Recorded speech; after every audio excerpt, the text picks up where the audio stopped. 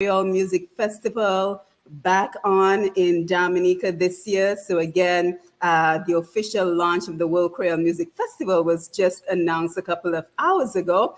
And you may know that the festival has been canceled for the last 2 years due to COVID. So great news indeed. But as we continue to welcome these economic opportunities for our country, it begs the question of whether or not our banking system in Dominica and the Caribbean region are robust enough for our current and future personal and business needs. So that is what we will be discussing this evening as we come on in for another episode of Roots Connections.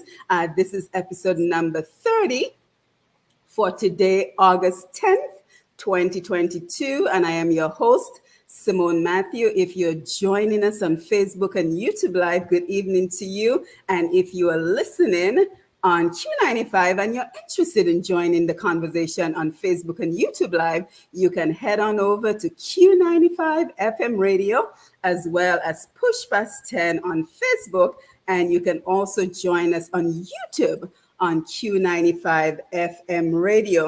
As always, we are grateful for Mr. G and the Q95 radio station for the opportunity to come together every second and fourth Wednesday to tap into the human resources of our Dominican experts at home and abroad as we continue to discuss topics of national importance. So I like to think of this program as the very first step in reversing the drain that Dominica and the Caribbean region have experienced for the last few decades. So we are tapping into our experts in Dominica as well as all our experts worldwide to be able to discuss topics of national importance, topics of regional importance, and what are the implications of the changes that we are seeing all over the world? Because I think we can all agree that just about every industry, just about every field, we're talking agriculture, we're talking education, money, banking,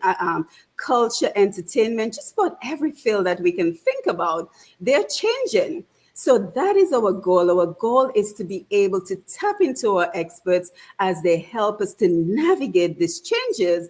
And just as importantly, as they help us to see the benefits of these changes and how we can all gain financial and economic benefits from all the change that is going on around us. So today is no exception. We have another great 2 hours of programming for you this evening as we explore the topic, which has implications for all of us, whether we live in Dominica or the diaspora. And especially, if you're like me, who recently had a situation where an international wire transfer I've been doing for many, many years suddenly would no longer go through. So it begs the question of what is going on in our banks, what is going on with all the international banks withdrawing from Dominica and the Caribbean region, and should we be concerned? Should we be concerned with what is going on in our banking system? So let us say good evening to our panel. We have Dr. Thomson Fontaine, we have Mr. Louis Robinson, and we have Mr. Julius Corbett. So we say good evening to them as they unmute their mics and they introduce themselves and they kind of just give us an idea of how their experience and expertise relates to the banking industry. So Dr. Fontaine, I will start with you. Hi, Simone. Good night. And to my good friend Julius Corbett and Miss Louis Robinson. It's certainly a pleasure to be on such a distinguished panel tonight to talk about banking issues. Of course, Thomson Fontaine. I'm not sure how I should introduce myself. If I should simply say Thomson Fontaine from the village of Granford and leave it at that, or it's up to you. In terms of my, if you like, my credentials on being able to speak to the issues, to banking issues, in fact, just today I received word that a paper I did on banking crises in 2006, whilst I was at the IMF, has just been quoted or referenced 5,300 times. Wow. I got my 5,300th mention after just about 16 years, which is remarkable in the field of in terms of just adding to the discussion, adding to the knowledge. And so I think I know a thing or two about banks. And having worked for some 13 years at the IMF in Washington, D.C., where one of the things we looked at very closely was the health of the banking system and being able to understand monetary matters and how that all of that or the interplay and the interaction.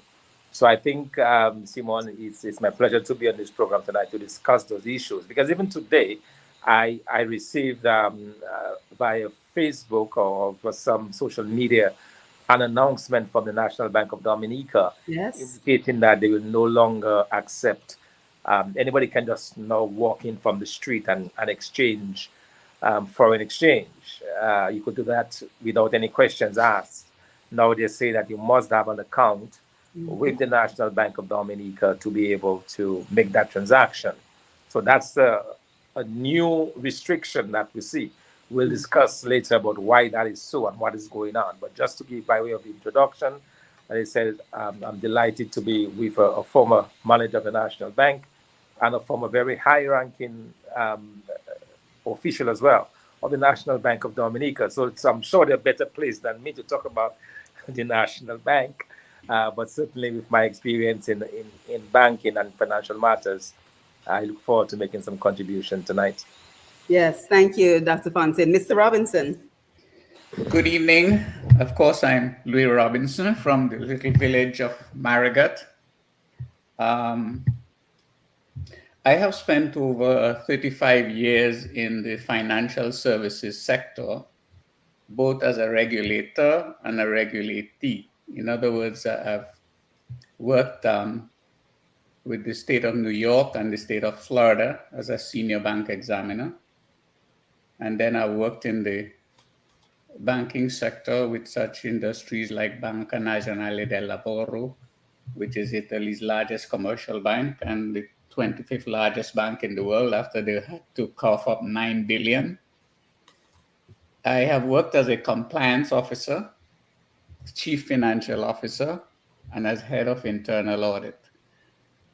So it gives me an insight that most other people may not have had in terms of both being as a regulator. So I go examine banks and see what their conditions are, whether they're doing imprudent or imprudent banking practices.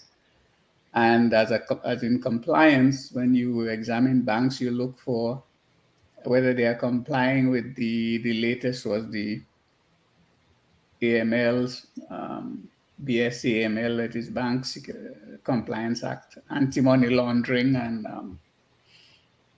these sorts of legislation, how they implement them, how the banks are used. And strangely enough, when we talk of the incidents that Simone mentioned, and also the one that Dr. Fontaine mentioned, it brings to mind the risking issue and how it affects the banking community, not only in Dominica, but in the Caribbean generally and throughout the world. But the interesting thing about the Caribbean experience is how they respond to the international or to the global financial community in terms of giving them guidance on the sorts of things they should do in their due diligence process. And so part of the problem that they experience, and Dominica in particular, don't seem to have any particular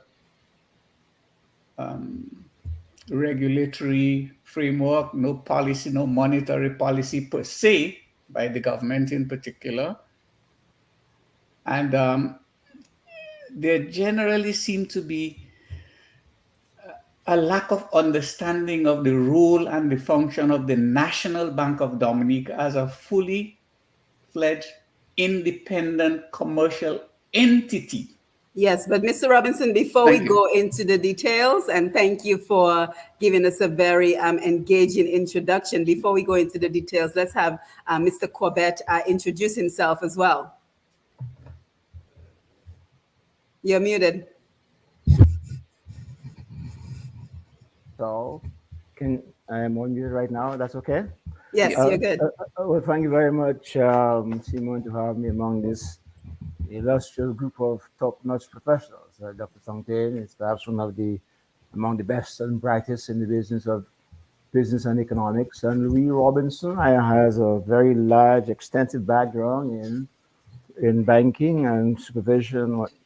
As for me, I'm a little country boy from the village of Atkinson. They used to call me when I went to the academy years ago. They used to call me the nickname the little black carrot. They say, well, we never see a black carrot before. I say, well, you get the black carrot, right? So I came down and I started playing some cricket, and then my friend used to say, to me, "But you're a black boy from the country, but you look like a Roseau boy because you look like a Roseau boy." I say, "Well, what is a Roseau boy?" It turned out that you had to be among the creme de la creme, but I never was part of the creme de la creme.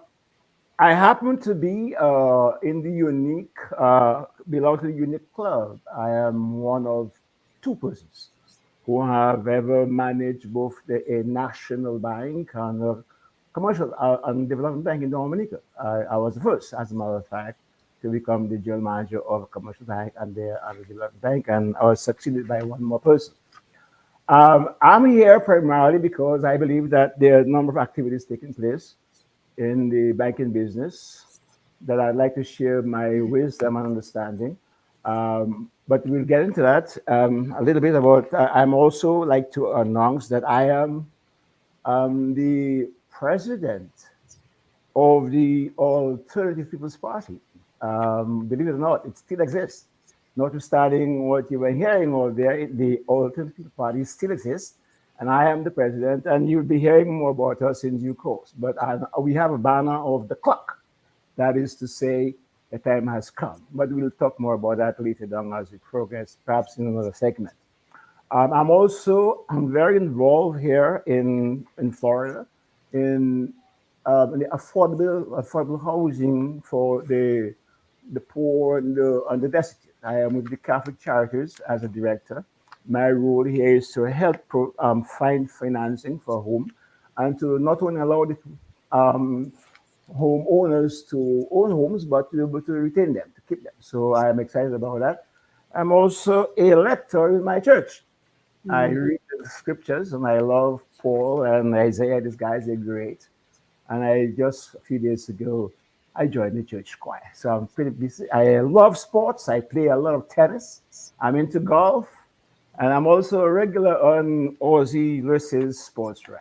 That's about it for me for the time being. Yes, thank you for that great introduction. And I see the Facebook Live audience is coming in. So come on in, guys. It is great to have you. We're looking forward to engaging with you this evening. Good evening to you, Dorian, Dorival, Augustina, John, Tina Bell, De Ramon. Auntie Hummy is here with us, Hermelina Watson, Juveni. So thank you, guys. Thank you for being here with us this evening. Come on in. And as you come in, don't forget to share the live. So we're looking forward to this discussion, this engagement this evening with our panel. And again, we thank them for being here. But just before we get started, I just wanted to give a brief update on our Dominica Child Protection Society, which is a newly formed group of Dominicans at home and abroad dedicated to protecting our children against child sexual abuse in Dominica. So we continue to work to protect our Dominican children from abuse. And so far, our summer interactive program is off to a fantastic start.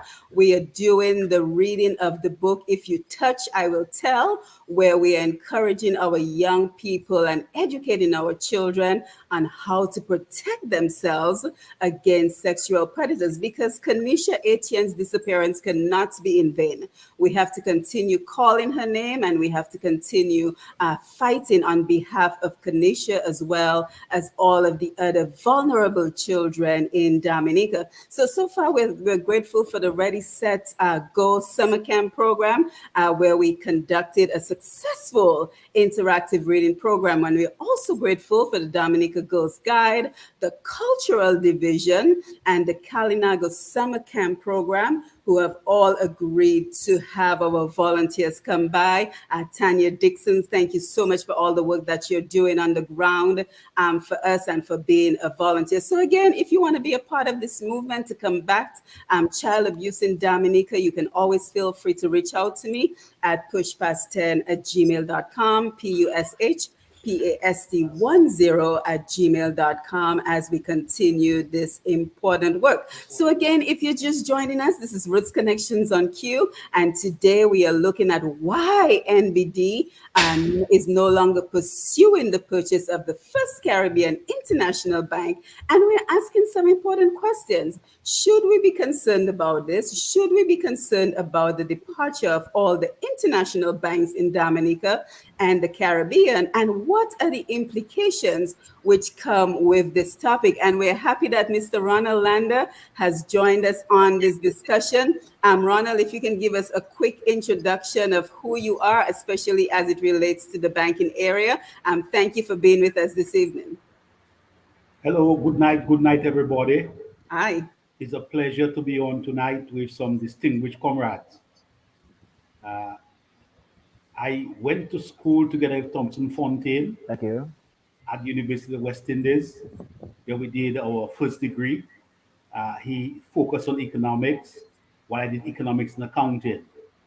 When I returned home after doing my first degree, I was involved in the monetary section of the Ministry of Finance, where I supervised the banking sector.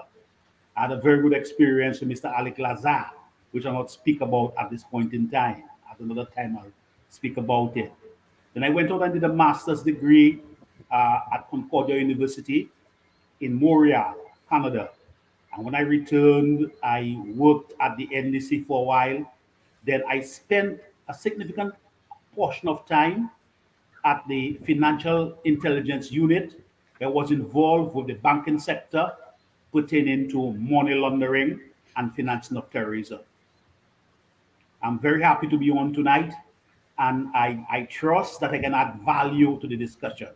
Yes, and I'm looking forward to your contribution as well as the contribution of the entire panel. So let's get the conversation started. As we get started, I believe it's important for us to provide our audience with just a general overview of banking in general. So I'm just going to throw the question out there and anyone can feel free to respond. Just kind of give us a general idea with regards to, for example, how does a local bank operate? And then let's kind of make the connection to the Caribbean region and then internationally. So let us talk about the banking system in general.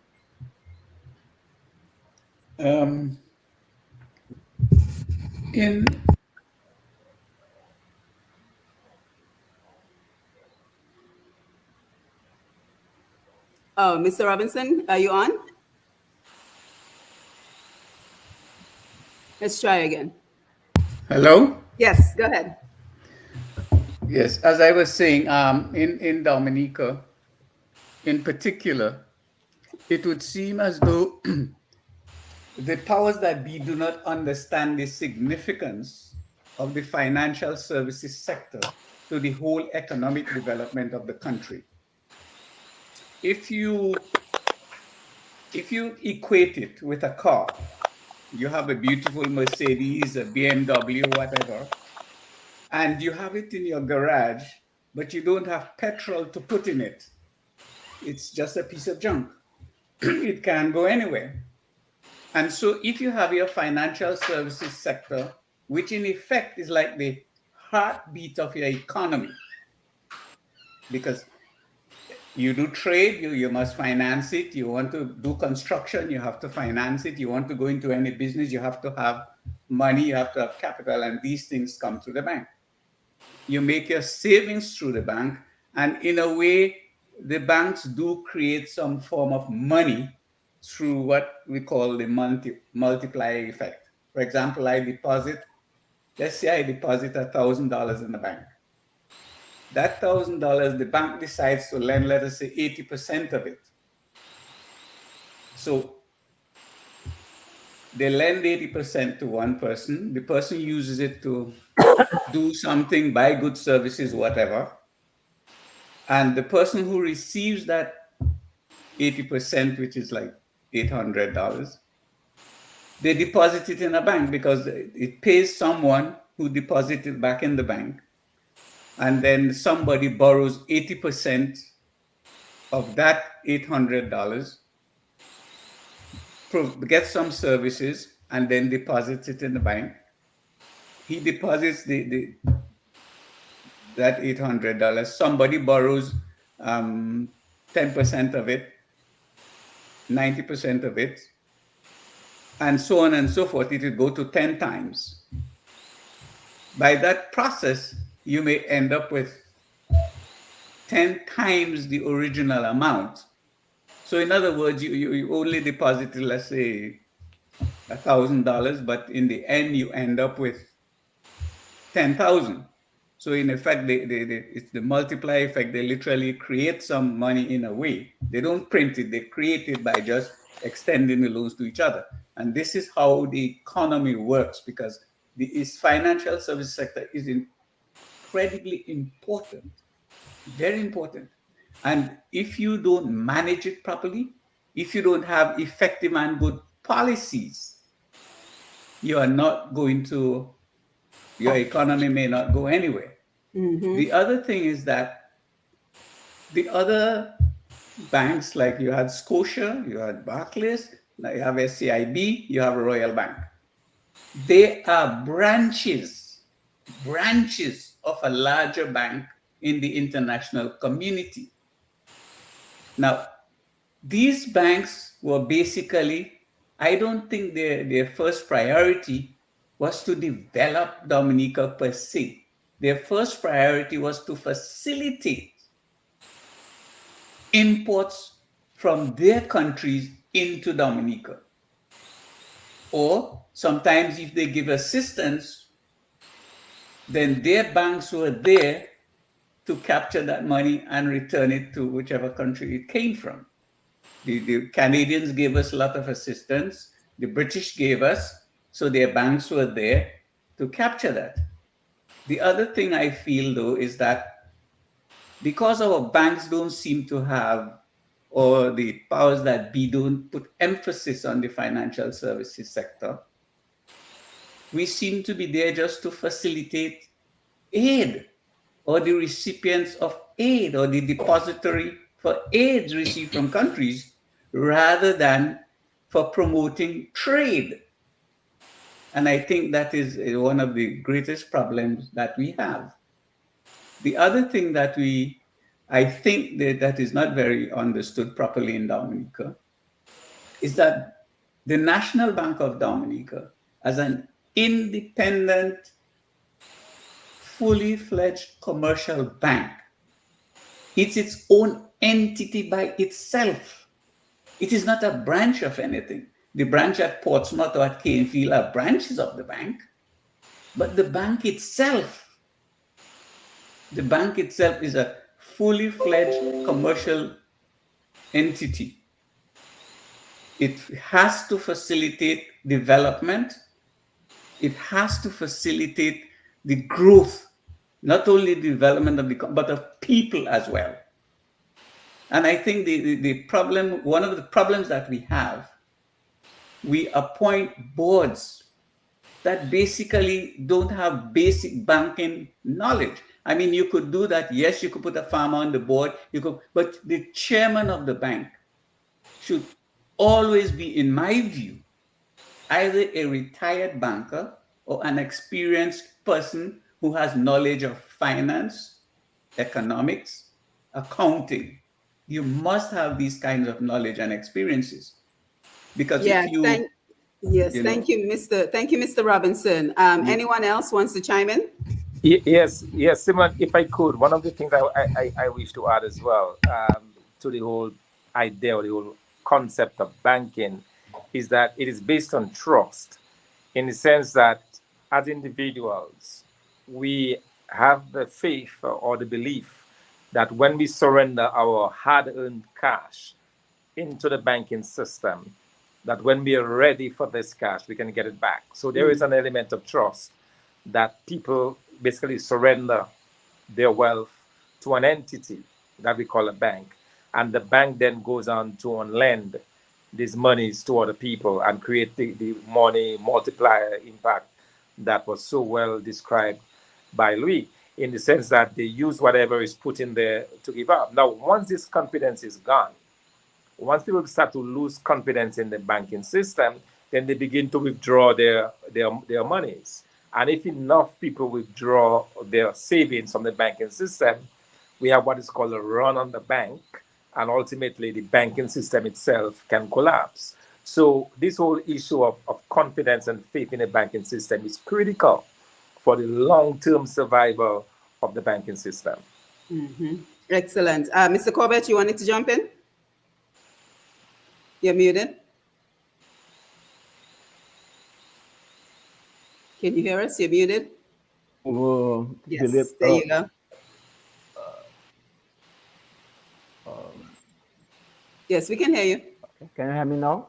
Yes, go ahead. Hi. Okay, good. I don't want to belabor what was said previously, but if you recall, years ago, we used to have what they call a SUSU sub, where the access to banking was extremely difficult. So people used to get together about a group of 10 and say, okay, they want to buy a fridge. They decide I want to take two hands, 4 or 5 weeks later, they buy the fridge. It seems to me that that's coming back in Dominica because the poor people do not have access to banking anymore. The bank have more, and then the advent of the credit union. I thought that the credit union would start to play the role that was missing for the small minority enterprise and poor people. But today the credit union has become so big, they are now competing with commercial banks. And that is the issue right now. The access to bank, in particular to credit, has become extremely difficult in Dominica. And banks are arguing now, although there's extreme liquidity within the banking system and the borrowers do not have collateral and whatnot. Talk about that a little later, the advent of the partial credit guarantee that they've got here in the region. That's supposed to be doing all that is. So by and large, the banking industry is suffering because the banks have now moved away from servicing the needs of the people as opposed to what they claim to be protecting depositors. A banker told me recently, well, Dominicans have become slaves to saving. They do not invest anymore, they want to save. So that's what we have, slave mentality in saving. Because, and I asked the question, well, what type of instruments, what is there? What else are you creating so that they could avoid placing the money and getting 1.5% or 1% per annum on interest? So by and large, the access to credit is very difficult, and we should be able to do something about it. And we'll talk about it later on as we go along. Mr. Landa, over to you. You're muted. What I intend to do in my submission tonight is to take a bit of an external view of the banking system. Right. We've got two very competent guys, Mr. Louis Robinson and Mr. Julius Corbett, who spent significant times in managing the banking system, who should talk about the internal view. But I would want to look at the bigger picture, look at it from the economic perspective.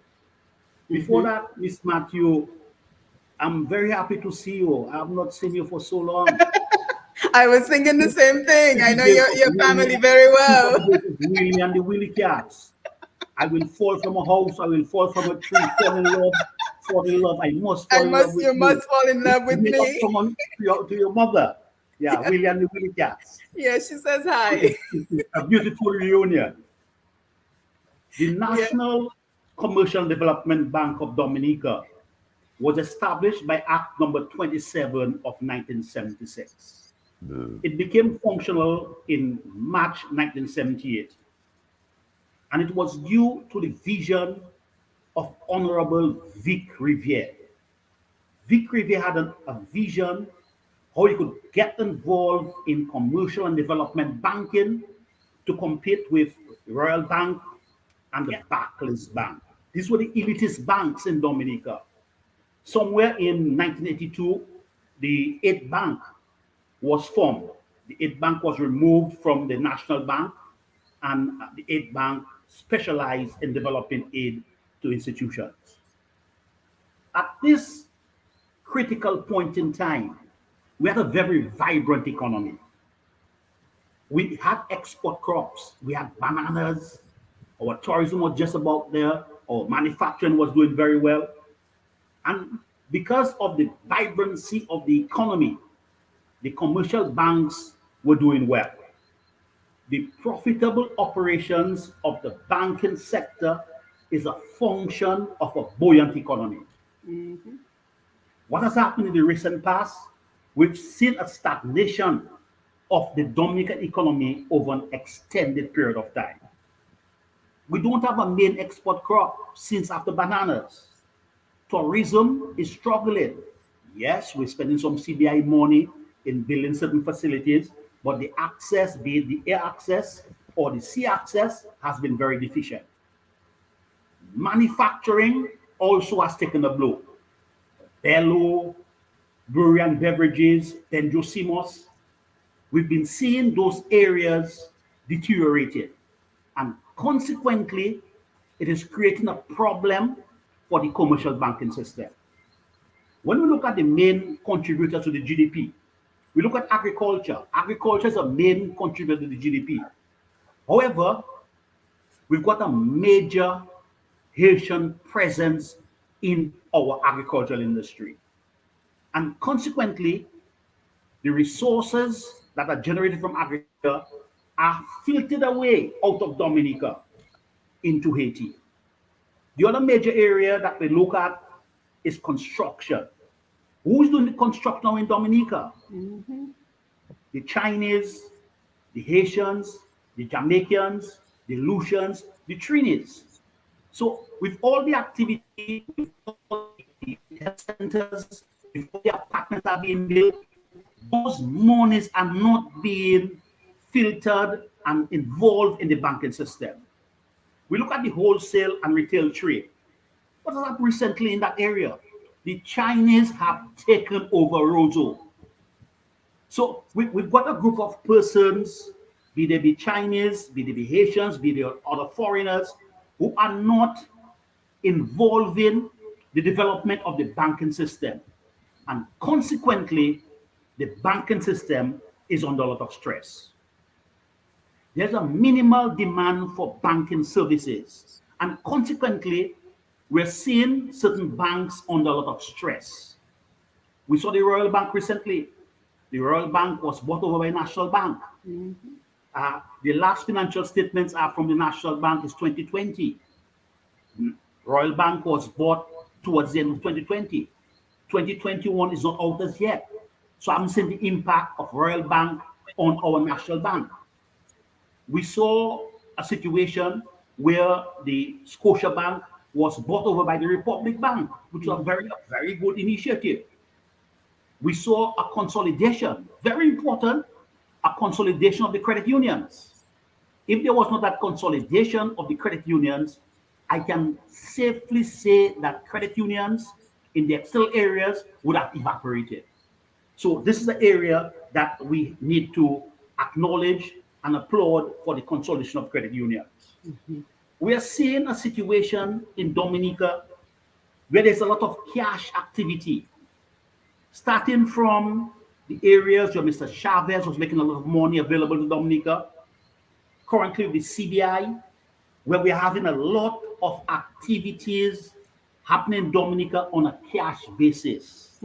And consequently, the services and the expertise of the commercial banks are not being employed. Consequently, the commercial banks are under a lot of pressure. And here comes the discussion about the National Bank considering taking over the First Caribbean, or what used to call the Barclays Bank. This is my first submission. Yes, excellent, excellent points. Thank you so much for that. And I want to stay on two of the very important points that you made, Ronald, the lack of economic activity with Dominicans, that there's so many other nationalities that have their hands in the economics of Dominica, and the money is not necessarily circulated in Dominica. It's been siphoned off to other parts of the world. So I think that is an excellent point, and I want to hear the rest of the panel's view on that. And the fact that so much of the activity now, the economic activity, are cash transactions. So I think that you've raised many very important points, and I want to go over to the rest of the panel for their thoughts on that. Thomson, you want to jump in? Yeah, I want to jump in, and particularly before the two bankers there, because one of the critical issues that the banks do, one of the things that the banks do, is that, as we said earlier, they take deposits and then they on lend. So banks generally make the money by on lending. Okay, they give loans, people pay interest, and that's how they make their money. What you would have noticed lately in Dominica is that the banking fees are going up. The banking fees are increasing. So, for example, if people with very low savings, we may realize that every month something is coming out of those savings. And part of the reason for this is because the banks are not lending as much. So they're not making as much revenues from loans. Therefore, they have to pay staff, they have other expenses that they have to meet, and therefore they are putting the increased charges. So we will see more of that as we go forward, as long as the banks are not able, and that happens where you have an economy that is not functioning, as the Dominican economy is not. Dominican economy is completely, almost completely dead. As Ron said, a lot of cash transactions. There is not a lot of monies necessarily going into the bank, not a lot of loans coming out, not a lot of building activity. There is some, but not a lot. And because of that, because of the fact that the economy is doing so poorly, then you're going to have these knock-on effects. You're going to have those impacts on the banking system. And just to add as well, in terms of the National Bank assuming the liabilities of the First Caribbean Bank, that's probably a good thing, because if that had happened, the National Bank would now control 70% of the banking space in Dominica. So that you would probably say that is too much for one bank to have control over. Mm-hmm. Yes, let's go over to our bankers. Julius, you have some comments you want to add? Yeah, absolutely. First of all, Lander, when you said there's no economic activity taking place, one of the roles of the bank is to create that activity. You understand? So why is that not happening? The banks have to as to be out there pushing. From what I understand right now, is that the banks are not pushing because the entrepreneurs are without collateral. And therefore, what the bankers are saying, there are no bankable projects per se, but that is not true. There are bankable projects.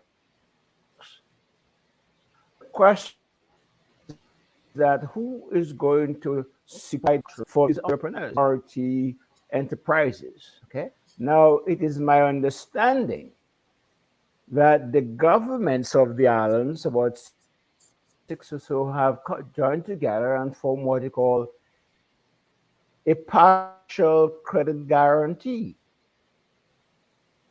where if the borrower, the bank's lending requirements, the guarantor comes in, and the guarantor would then secure that guarantee, either through cash or some underlying collateral.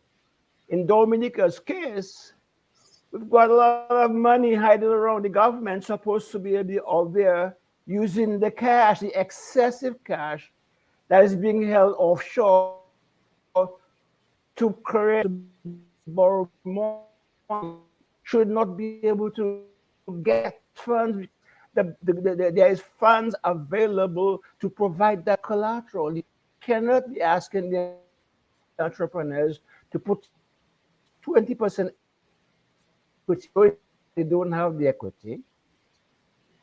And at the same time, you're making clear to them that without the equity, how can you generate how can you push the economy? So you got to get so there is excessive liquidity within the banking system. There's never it's the first time in the history of the OECS and Dominica. There's so much funds available. If you look at the banks, they all have a lot of money, yet they're not lending the funds. Why not do that? Because the governments are not pushing. Now, I understand a few weeks ago that Mia Motley came out and she was arguing that if the banks do not do something about access to credit, she's going to legislate to use all these funds that's being held offshore, and bring it back so you can protect them, lander. You understand what I mean, Louis? These are the issues that are at hand. That we must create the collateral arrangement. So the small, so if you want to have, let's say, a healthcare business, you want to go there, you don't have the collateral, but you got the idea. So we need you to be able to develop that idea. And there's collateral out there, Thomson.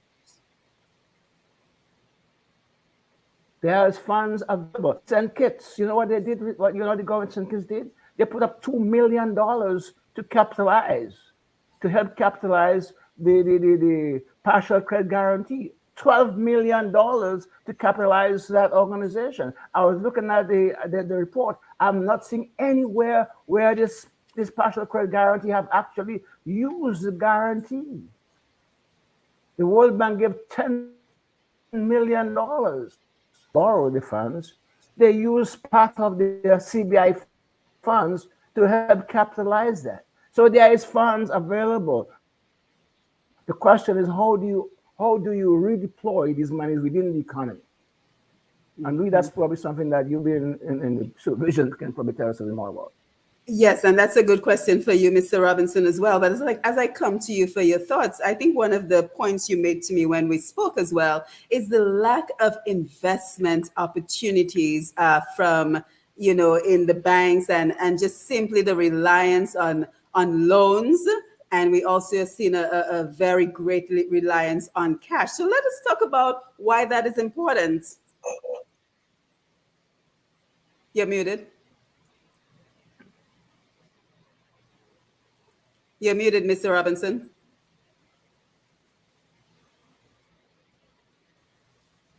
Oh, I think he's muted. We can't hear you. Okay. Oh, there we go. Yes, you're on. Uh-oh, we still can't hear you. Let's try again. Yes. Okay. Excellent. Thank you. Okay. I was saying, you get out of my head because I was thinking along those lines. As he was talking, I was thinking.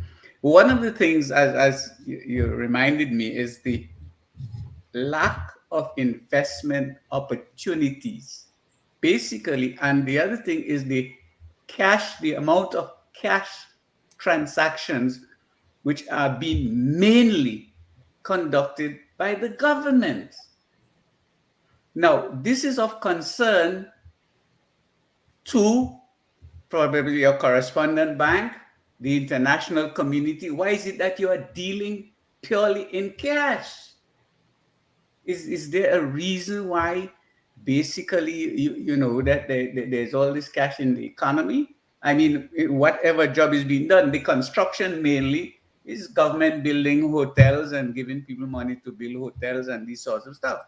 But when it comes to real economic activity, the agricultural sector, the manufacturing sector, the entertainment sector, even the tourism sector, well, they're building these hotels. But when you have built the hotels and you bring the tourists in, what else is there for the tourists to remain here?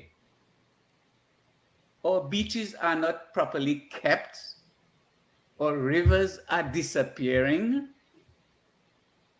We don't have a forest per se that people, for example, the trail, which was meant to cross from Scott's Head to Capuchin, which should be a good tourist attraction, that is not functioning.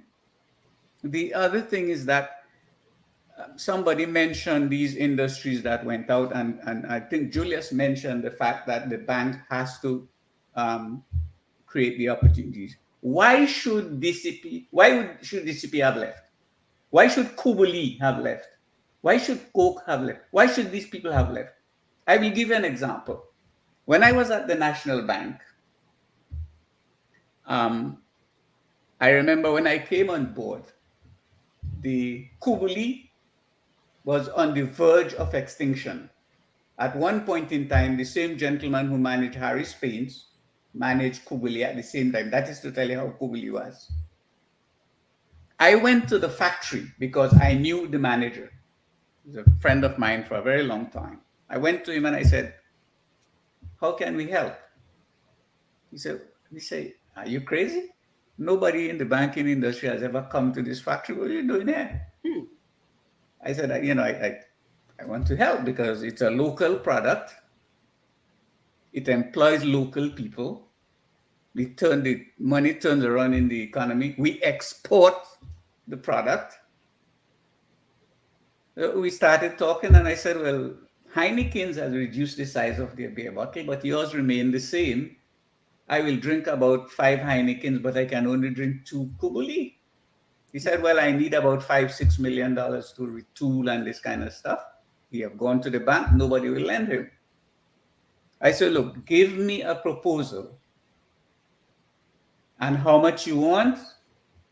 And he said, no, they won't give it to you. I said, give me the proposal. He gave me the proposal for 5 or 6 million. I think it was 5 million he wanted.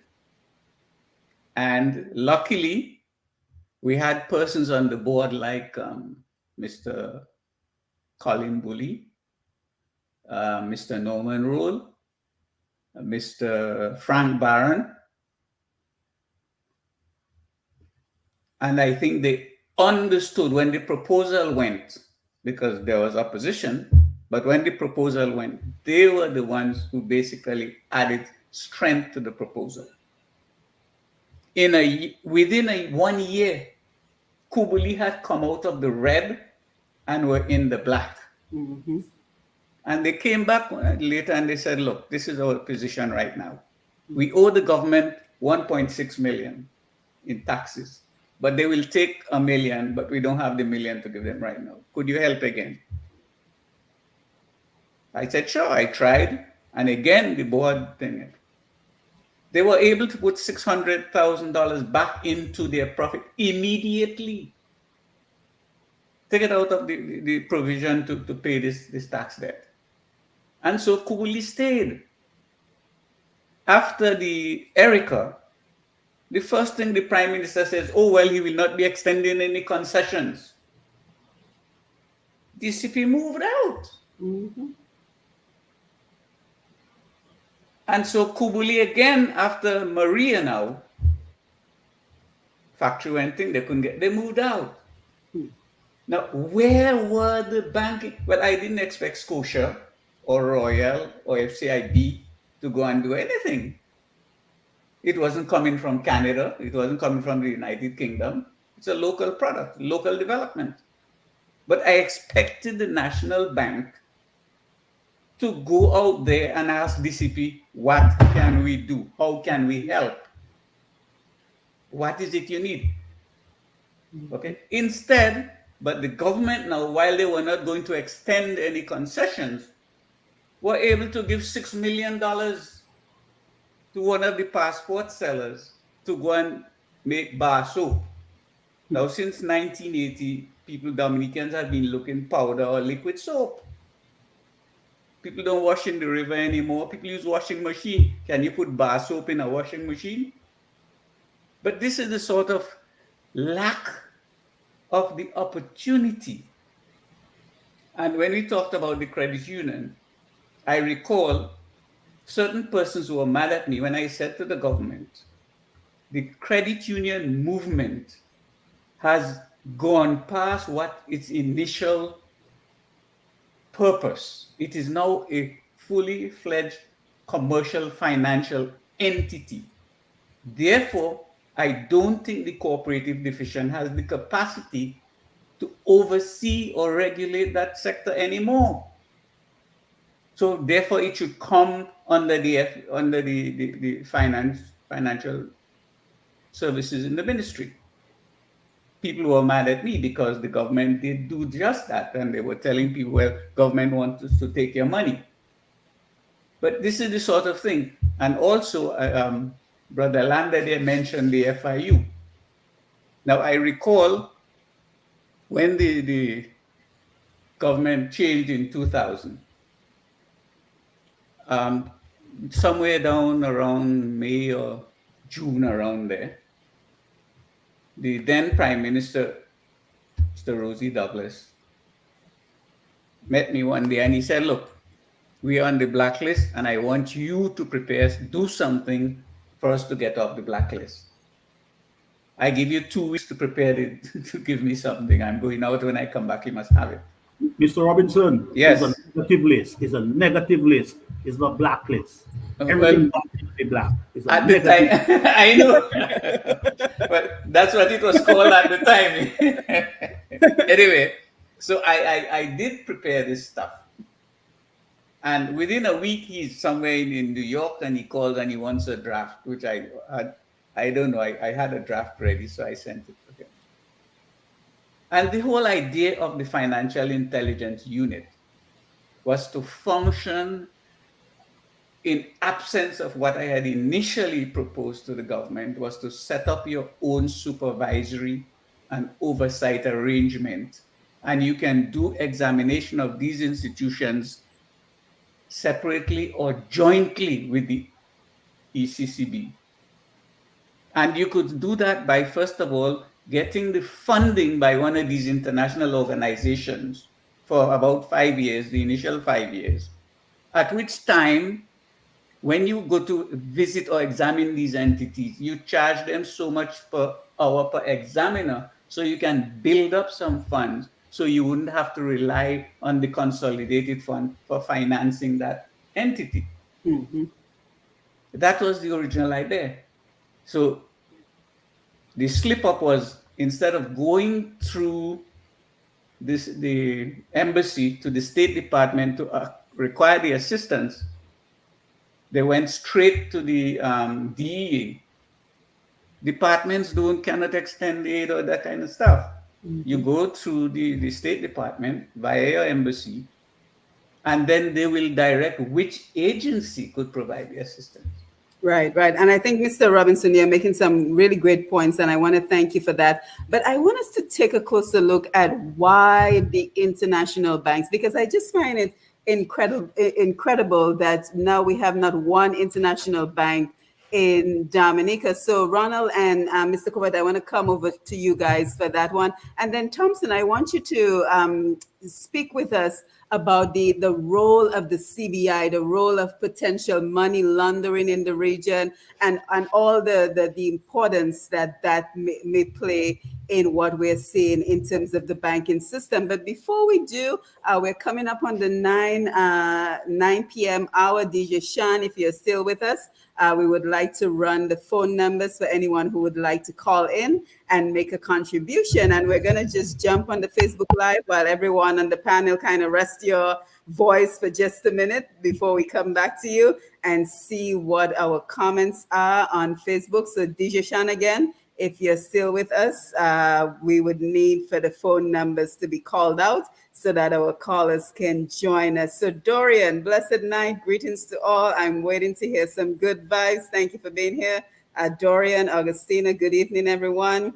Antoria, Canada is locked in. Thank you for being here. Tina, again, thank you for being here. Humanila Watson, thank you again for being here. Owen Prosper, good evening, patriotic family. I am locked. Thank you for being here. David Johnson, always great to see you. Pyro Davidson, thank you for being here. Sam Kelly, good evening to you. Nixie Alfred, Claralyn Warrington, hi, good night to you all. I'm locked in. Thank you, Claralyn. My mom says LOL to Ronald's comments, Willie and the Willie Cats. Thank you for being here. Medina Centerhouse, my mom. Always a pleasure to have you on board. Irvin Hamilton. Let's see what Irvin is saying. Not too long ago, a loan officer at NCCU was telling me that the loan officers were discussing that not many people are coming for loans. There is a serious problem with our economy and banking system, but Dominicans prefer COing than taking notes. Carl Kofi James, my friend, great to see you. He says, late for class. I'm here nonetheless. Greetings, respect, and love to all. Carl, always a pleasure having you on board. Juanita Prince is locked in. Victorious is God's plan. Interesting discussion. Thank you, Victorious. Lavella James, Brooklyn, New York, listening. Swinging Janice, great to see you, my friend. Great financial team. Omar Monel, another incredible supporter.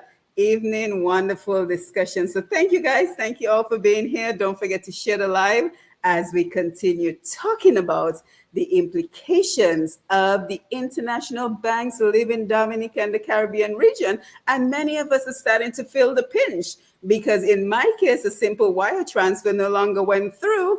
And I think we have other people who can share their experiences. So while you're on the Facebook Live and as you get ready to call in, you can tell us about any particular situation that you've had recently concerning the banking operations in Dominica. Marshall Lawrence, always great to see you. Good evening, all. Better late than never. And guys, don't forget, if you miss any portion of the program, once we sign off, you can always go back and watch the entire program on Facebook Live at Q95 FM Radio, or you can jump on the Q95DA.com website and you will be able to see this and other programs that we've had along the way. And Didier, nice to see you. She says, I'm watching. So DJ Shan, over to you as you give us the phone numbers so that our listeners can call in as well. All right, the numbers are 449-3095, 449-3096, 449-3097. If you're calling from a DG phone, 616-4257. And if you're calling on the overseas line, 305-432-9624. Let me just repeat these numbers again. The numbers are 449-3095, 449-3096, 449-3097, 616-4257. And if you're calling on the overseas line, 305-432-9624. Yes, thank you. Yes, thank you, DJ Shan. Thank you for that. Yes, so Ronald and Mr. Corbett, let's come over to you guys, Mr. Land and Mr. Corbett, as we talk about the international. Why do we believe that we saw the exodus, the movement of these banks out of Dominica? And from what I understand, many of them have also left the Caribbean region. So why did we see that, and why is that important? Well, Landa, I'm going to take that briefly. I think the growth of anti-money laundering laws has a lot to do with that. And the refusal or the inability of certain governments to institute anti-money laundering laws in various jurisdictions. And as a result, international banks lose appetite for doing business in the region. In addition to that, Simone, is technology. Mm-hmm. Nowadays, I believe you can use Cash App and all these fancy download and transfer funds without having to go for international banks. And the international trade is what we are doing a lot in the Caribbean. It doesn't happen as before. We do not, and we just alluded to that a few minutes ago, that the exports, what we used to rely on bank, for example, you come to National Bank and you says, I want to buy an issue letter of credit because I'm buying some things from Hong Kong. So you come to the bank, you apply for a letter of credit, and you provide collateral or you use the inventory. That's not happening anymore. So all this lack of international trade activities is causing the banks to say, wait a while, why do we really want to be here? Moreover, respective governments are very lackadaisical, they are lax in implementing anti-money laws and regulations, the lack of supervision, and therefore they would like to minimize the risk. They want to reduce the exposure in these islands. And they are very quickly want to say, let's diversify, let's get out of here. There's no need to be in these small islands anymore. They did what they did initially when we were trying to export things from the United States and Canada. They don't need us anymore. So you're going to see that. And therefore, why Louis talked about a while ago, because I think Thomson alluded to that, because they are not lending it much more, and the fees, interest rates, and not the income from interest income is low, the cost of doing business internationally. You try and for example, use a wire transfer. It might take you days, Months. Because one bank says, well, we don't have correspondent banking relationship with this country. We don't have, so it takes you 3 or 4 days. You go to London, you go to Zurich, you go to New York, you go to Pakistan, wherever you can, where you can find a correspondent banking relationship. And guess what? You may not have one. The government say, we don't know this guy, so we're not going to take people's money. So it makes it very difficult for international bankers to continue. And that is why in small island states like Dominica, what they should be doing, rather than trying to buy the foreign branch of an international bank, is perhaps take an equity position, Louis, so you can at least say, okay, Bank of America, BA, is going to be our correspondent banking for years. So we will now start to take an interest, buy a position at BA. So BA say, okay, well, we have a in Dominica, we will have to have a relationship in Dominica rather than to have to go through all the series, buying a draft, making a wire transfer, and then use cash apps. A cousin of mine sent me, he said, can I send you $20? I said, I don't need 20, but he said, I just want to test the market. He sent $20, and within minutes, it was in my account. Whereas you go and stand in the line, and you pay $40 to send, $50 to a friend back home? This is costly. So we are going to see the lack of interest in the international banks, and we're going to see that the service of banking itself dissipate. It's going to.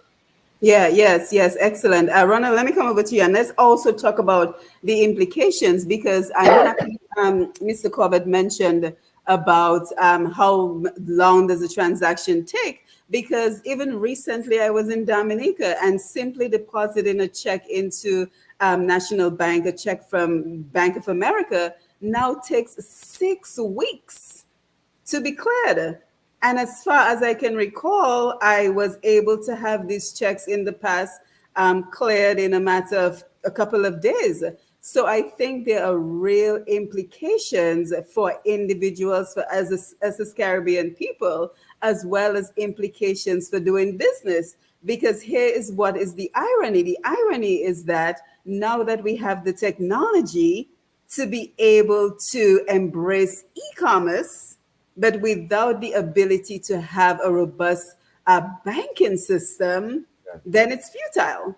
So I want to come over to you as you tell us your thoughts on why, the banks have left, and also the implications we are currently seeing, as well as the implications we may see in the future. And Simone, you made a good statement here when you said that by using technology and not deploying this one within the local economy, it bypasses. So it's not residing on the island, so you can on land. That's the issue. It's just bypassing all the mechanisms. Right. Run. We have a serious production side problem in Dominica. During the time when we were very productive, Royal Bank and Barclays Bank was thriving in Dominica. When Mr. Riviere came with the idea of having the National Bank They laughed at us. They call it the Quapo Bank. But Mr. Riviere had some vision what he wanted to do. However, over a period of time, because of the lack of production and also the involvement of the Financial Action Task Force in putting certain recommendations for money laundering and terrorist financing, it has put a lot of pressure on the foreign banks. In the first instance, we are not making money because we're not in a productive economy. There's not a demand for our services. And on the other hand, we talk about economists, two hands economists. They say only we want one hand economists because economists talk about one hand and on the other hand.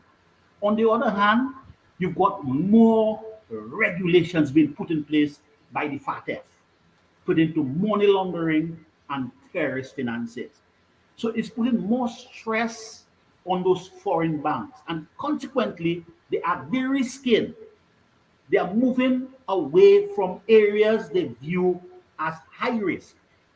And recently, the International Financial Reporting Standard number 9 requires a certain level of provisioning for loan impairment, which is also putting a lot of pressure on the banking system.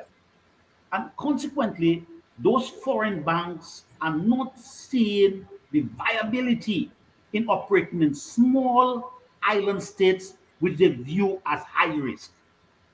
We, in turn, in those small island states, have to pay attention to the production side problem and work with our commercial banks, our local commercial banks, and our local credit unions to grow our economy.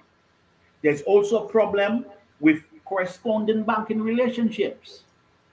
Certain banks have a great difficulty in getting correspondent banks to ensure that they stay in the international financial infrastructure. So this is a major consideration. But I am of the firm opinion, I'm of the firm considered opinion that if we can pay attention to the production side, we can be more productive. The resources, because we have a lot of resources, financial resources now from the CBI. If we can put those resources in the productive areas and create a demand for banking services, banks in Dominica can be much more viable. Great point. Great point. Thank you for that.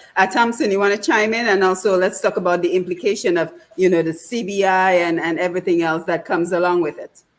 Simone, before you go further here, look at the Yes. critical situation of Ross University. Why did we lose Ross? Right.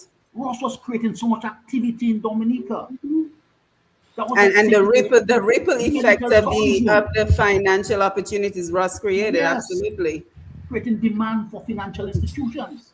You had a National Bank had a branch down in Ross that has disappeared because Ross is no longer there. The activity that Ross was creating, why did we lose Ross? If I could just chime in. Yes, Mr. Robinson. One of the things that happens is the high level of non-performing loans, because Mr. Lander talked about the IFRS, all right? And I found out in the Caribbean, some of these banks have non-performing loans up to 50%, as high as 50%. This is madness. You imagine you have 500, let's say you have $500 million in deposits. You lend 480 million. 50% of that is non-performing. Now, these deposits they don't belong to the bank, they belong to different individuals. If they were to come to get their money, they can't get it because it is not there. A lot of that had to do with the way they were not doing proper loan loss allowance, and they were not provisioning effectively for these sorts of things. And the reason for that is because the National Bank, for example, were not conducting loan reviews. They didn't have a loan review officer. They didn't have an internal audit function that would even review those things. They didn't even have a credit analyst before 2001. So those are some of the National Bank. There are people with potential. The younger people should have the potential to do these things. They can go to school, they can do it now. But remember, most of the staff who staffed the National Bank initially were persons who came from these branch banks. None of these banks had internal auditors in Dominica. They didn't develop their policies in Dominica. All these sorts of things were not developed. So therefore, those persons who came from these branches of the International Bank, they could not put these policies in place. When I went to the National Bank, they didn't even have a proper lending policy. They had no loan loss provisioning policy or program. They didn't even have an internal auditor. And so, and this was in 2000, the bank was functional in 1978. Another problem that I think they did wrong was to remove the bank from the 1976 Act under which it was created and put it under the Companies Act. Because the sort of things that they did, it could do all the services under the Act. Because most of the older banks in Europe are all established by Parliament, but they are not government entities. They're just established by the Parliament. But there were certain things that they did when they changed it to the Companies Act that they could not have done if it was under the Banking Act. The other thing too is that there was a lack of training for staff. They would just send somebody, say, well, you're in advances or you're in loans. What did they know about loans? They didn't know about, and one of the things I found incredible was that people did not, you made a loan and that was it. Mm-hmm. They didn't talk to the borrower until maybe the borrower defaulted maybe for 3-4 months.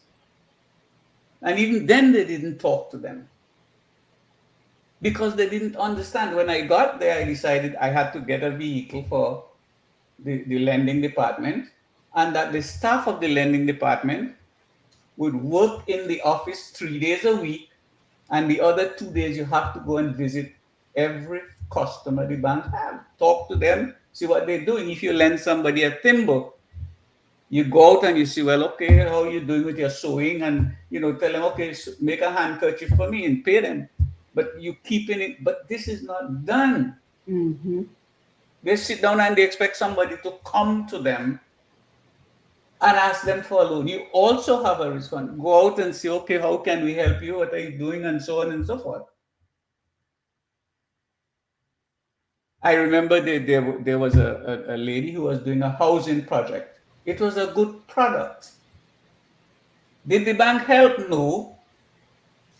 They waited until there was default and all this kind of stuff, and then they tell them, bring my money for me. And this is not how you do banking. Right. So training. Yes. Right. So, Mr. Robinson, I think you're pointing out to us a lot of areas where, the banking system is lacking and where there is need for improvement. So thank you for that. Dr. Fontaine, let's come over to you for your thoughts in general. And then let's talk about the implications of the role of the CBI and money laundering and all that in the Caribbean region. And then Omar Monel, thank you for the questions. I see them. I'm coming to them in just a minute. So give me a minute, okay? Thanks. Yes, Thomson. You're muted. Yes, indeed. I want to join a few of these things, and I want to come back in particular to the fact that a number of the banks are running away. You can point hui, as you would say in Dominica. And the question is why? I mean, Barclays Bank, Royal Bank, and so on. I met those banks in Dominica. These banks are older than me, which means they're 70 and above, right? Years in Dominica, yet they're only living now. And the question is, why have they left within the last 5-10 years? And why not before? And the question is simple. It has to do again with the correspondent banking relationships. Those banks, even the foreign banks, when any transaction is being conducted, anybody sending money from overseas, those transactions have to go through a clearinghouse. Okay, any foreign currency transaction must be cleared by a foreign bank. That's what we refer to as the correspondent bank. In other words, a bank that is locally residing in Dominica must have a relationship with a bank residing in New York, preferably in New York, that will clear those transactions. So if, for example, you have somebody in Florida who is going to send money to Dominica, they go to their bank in Florida to deposit, to send that transfer. That transfer has to go to New York. It has to be cleared in New York, and then it comes to Dominica. Now, in the view of the Caribbean as a whole becoming a haven for drug trafficking and the movement of a lot of cash, so a lot of money was flowing through the banking system. The authorities in the United States decided that they wanted to take action against these types of behaviors, drug trafficking in particular, and also monies that were being used to finance terrorist activities and so on. So how do you do that? Well, you go to the banks where the monies are being cleared and tell them you need to know who this money is going to and who this money is coming from. Okay, you have to be able to tell us. But they went a step further. They threatened the banks that if we found out that monies were used, say for example, monies coming to Dominica were diverted for some terrorist operation and so on, you would be fined. I remember in one case, the Bank of America, they were threatened with a fine of $1.2 billion. Now you can never make that kind of money in Dominica, or if you combine the Caribbean together, you're not going to make $1.2 billion in a year in profits. So the banks are saying, what is in it for me? Why should I risk being fined those hefty fines, which has the potential of crippling my bank, to support banks in the Caribbean, where we know it is awash with drug returns? Now, when you add on top of those drug returns, you begin to add the issue of CBI funds, which makes me believe that the CBI funds are not all above board. Because if they were, for example, if they were as the proceeds that goes to bananas were, we would not have had a problem. Because if you can prove that you're selling the bananas and you're being paid for those bananas, then you have no problems, right? There should not be an issue. So why is it that the CBI funds are an issue? Is it possible that some individuals are using that as a conduit to launder funds through that system? And the way that could be done, for example, is if a passport is worth $100,000, probably individuals are paying $300,000 for this passport, and this money is somehow getting back to them through some other means. I'm asking this because I'm saying that it cannot be that a legitimate government making a legitimate business would have so much problems. So it does appear to me, from where I sit and from what I know of having looked into the banking system, of having spent time in the Cayman Islands in the offshore banking sector, I would suspect that there were concerns about the CBI money. So because of that, the correspondent banking relationships are in trouble. So the foreign banks are picking up and leaving, but banks like National Bank that has nowhere to go, but need to keep making those transactions, they are having problems, to the extent now where they are being told that even when a Dominican walks into your branch and deposits US currency, unless that person have an account with you, you cannot accept this money. It's not coming locally. That is imposed by the correspondent banks, because at some point those monies are exchanged. You see, so that tells me two things. Firstly, that our banking sector is in serious problems, and this could have an impact not only on that, but also on the MoneyGram and other means of transfer, PayPal and other means of transfers that we are using. Potentially, it could impact it. And secondly, it tells me that there is a lot more concern about our CBI monies than we have been told by our government. And that to me is worrying on both fronts.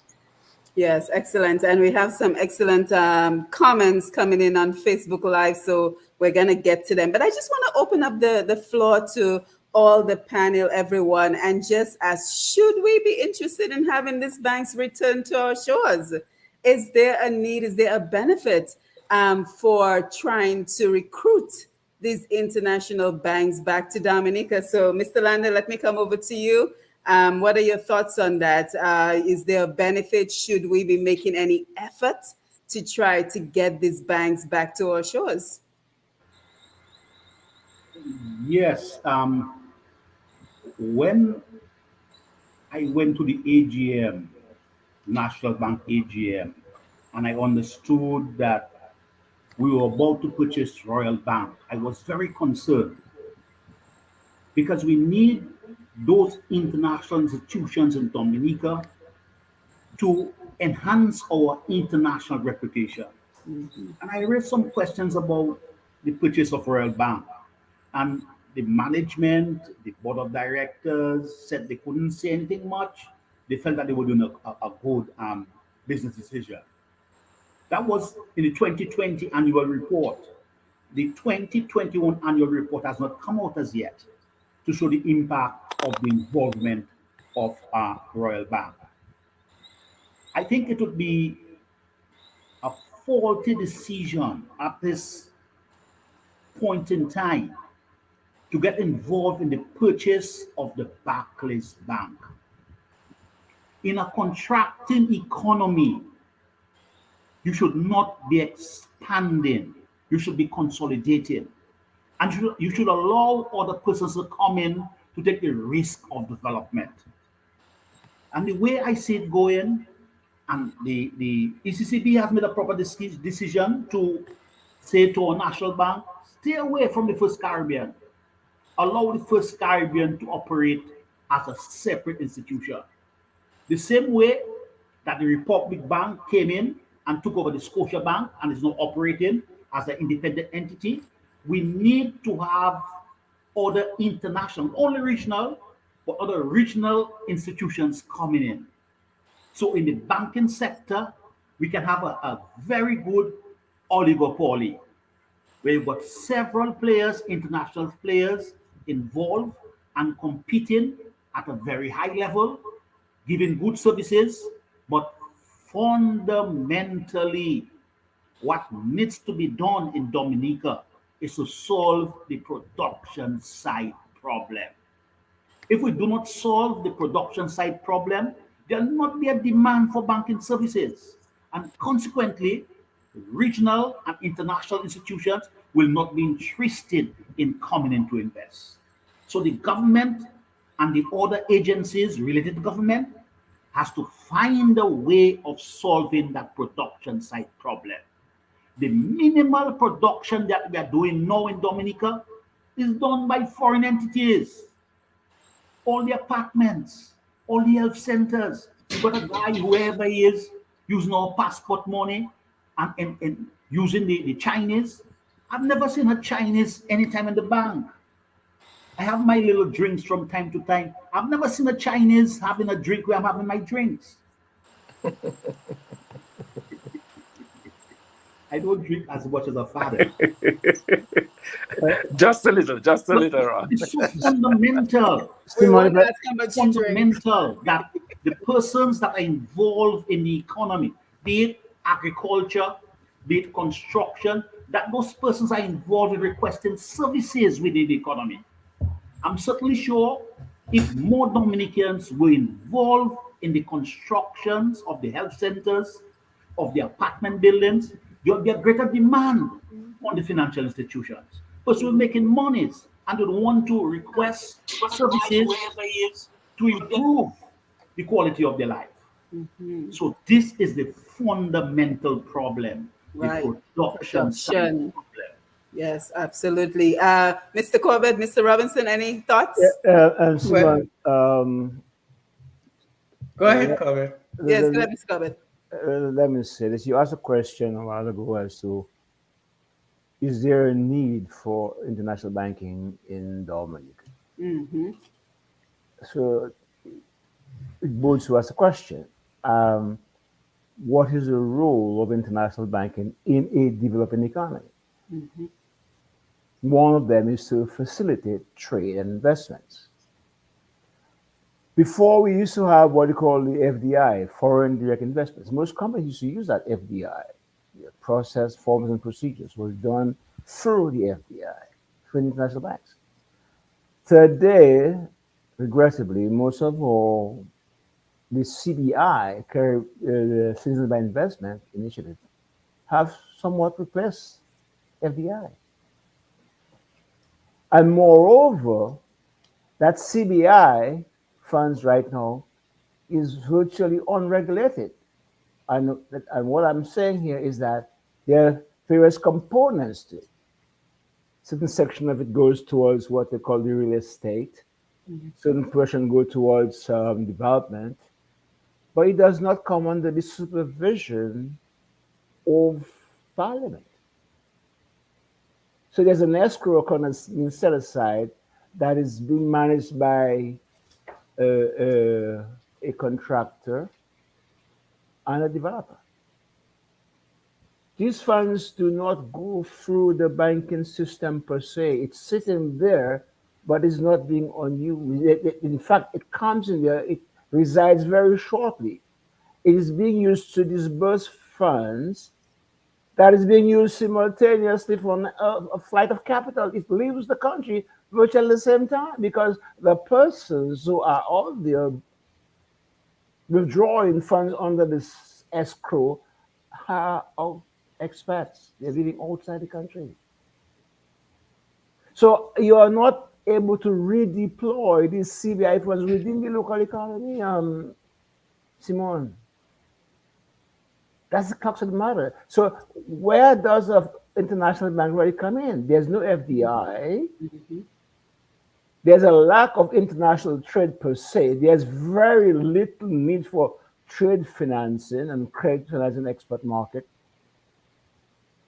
So where are they going, Louis? Where there's no need. And so when I understand that there was a desire by NBD to acquire FCB, I said, for what reasons?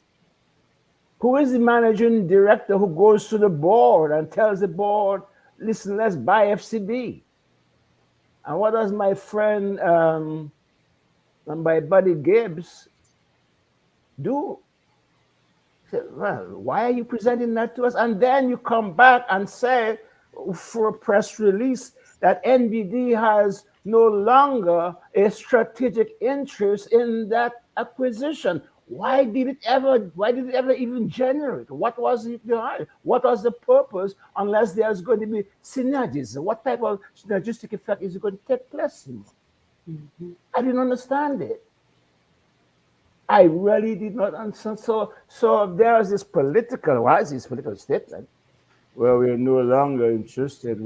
There's no strategic interest. So by and large, I have been involved in strategic planning. As a matter of fact, when I was at the Aid Bank and the National Bank, I presented the bank's strategic plan for the next 4 or 5 years, where we want to go, how we're going to get there, what type of financing mechanism that the bank was going to use to acquire FCIB. Were they going to equity financing, debt financing? What instruments are going to use? Essentially, and why I have to ask the same question: what funding source did the government use to acquire Dominic, for example? Do we know what? Have we have any idea? So things are happening. You know why? Because there is a lot of funds that's being held outside the local jurisdiction without no control procedures.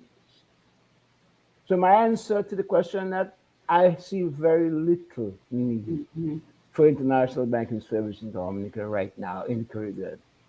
Because the governments don't have the anti-money laundering laws to protect these international banks. There's a lot of cash that's moving through political pouches, how you call it. Funds. Just recently, I understand Diplomatic pouch. diplomatic pouch. I understood, Simone, that recently someone in Thibault's home, $500,000 was found in a suitcase. Yep. How did it happen? How did it arrive? Did it go for the international banking process? Did it go for the banking system? No. That is how things are happening in Dominica. CBI, let's talk about CBI. Who are the primary beneficiaries of CBI project? The hoteliers, 1 or 2, 3, Anichi, Secret Bay, Tranquility, Jungle Bay, 4 of them, 5 or 6. These are the key recipients of the CBI program. Being used for what? It's being used for in the hospitality. It's not being used in the productive sector.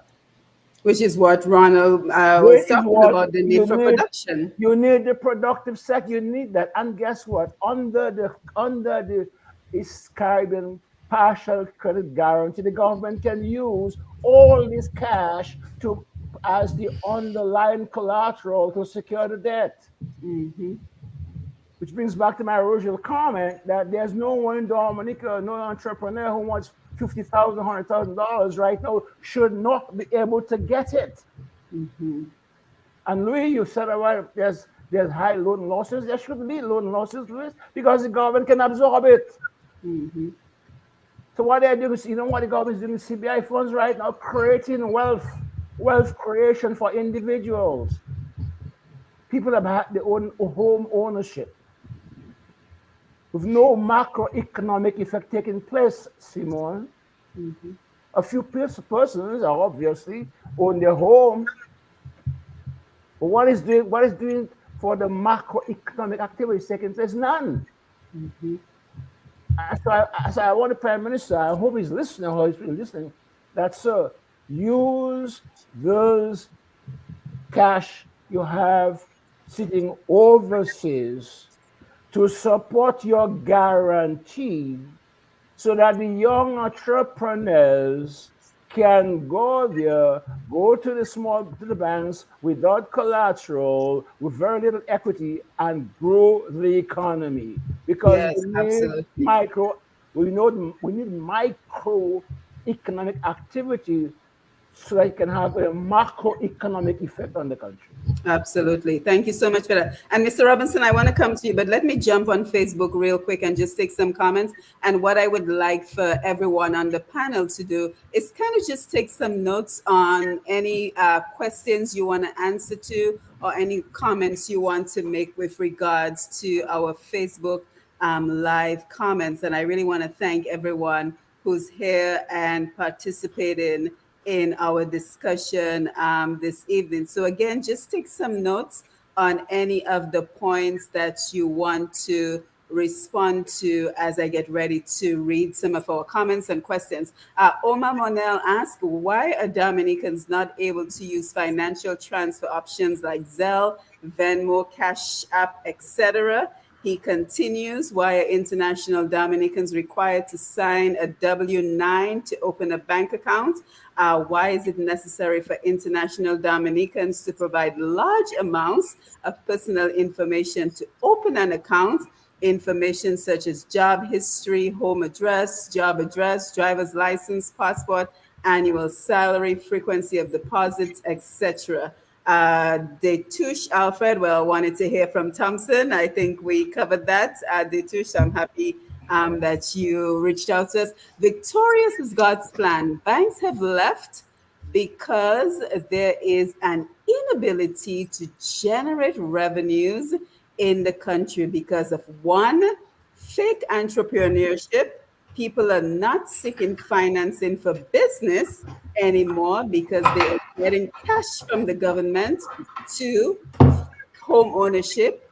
People are not taking loans for mortgages anymore because they are getting homes for free. And three, risk of money laundering, that CBI issue.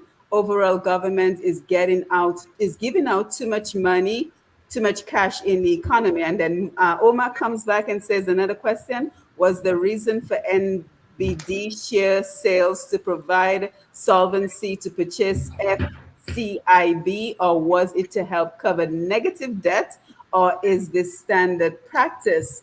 Let's see, Evadne Walsh, international financial institutions are terminating business relationships with these local banks, a practice that is called de-risking. And I think one of our panel members talked about that. Quite a few people talked about that this evening. And she continues, when government and local banks fail to implement global AML standards, this is a cause for concern for global financial institutions like CIBC.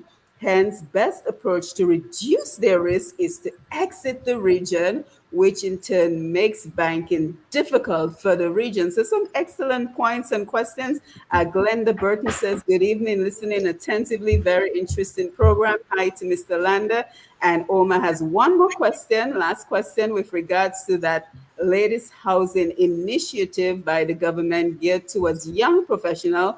How does the Treasury benefit from a loan taken to buy one of the houses via the bank? Also, is the bank really the institution taking the highest risk with this venture? Andrew says, great point, Mr. Lander. Omar also says, cheers to you, Andrew. I've never seen a Chinese by Ma Boyd.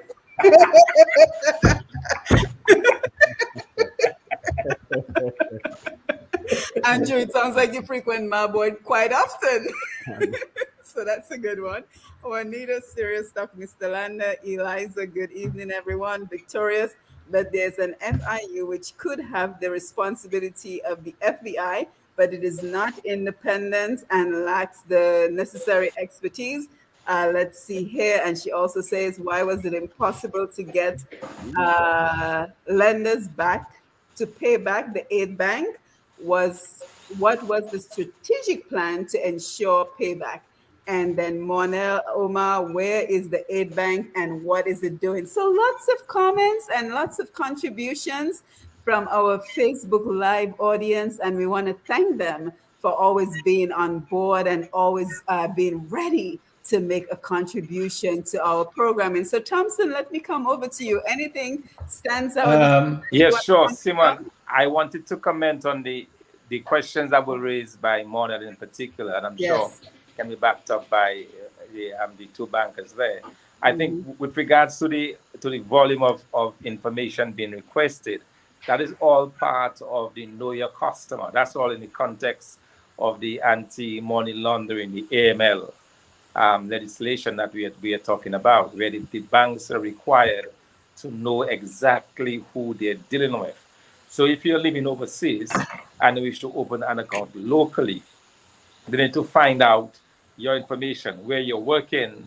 You probably have to show them even a wage slip or something, because they want to know that any transfers coming into your bank are from a legitimate source. So that will explain the reason for all those questions.